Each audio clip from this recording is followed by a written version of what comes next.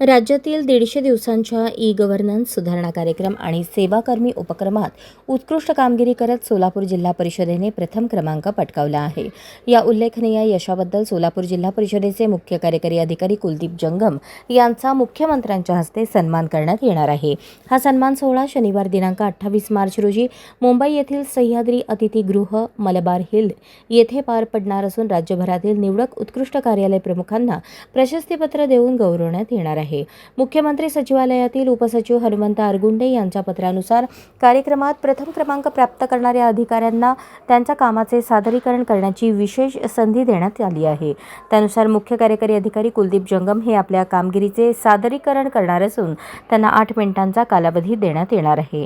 सोलापूर जिल्हा परिषदेने डिजिटल प्रशासन, ई-गव्हर्नन्स सुधारणा आणि नागरिकाभिमुख सेवा यामध्ये केलेल्या प्रभावी कामामुळे हा मान मिळाला आहे।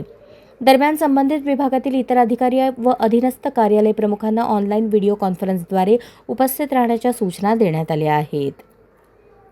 सोलापूर जिल्हा परिषद या यशामुळे जिल्ह्याची प्रशासकीय ओळख अधिक बळकट झाली असून मुख्य कार्यकारी अधिकारी कुलदीप जंगम यांच्या नेतृत्वाखालील कामगिरीचे सर्वत्र कौतुक होत आहे।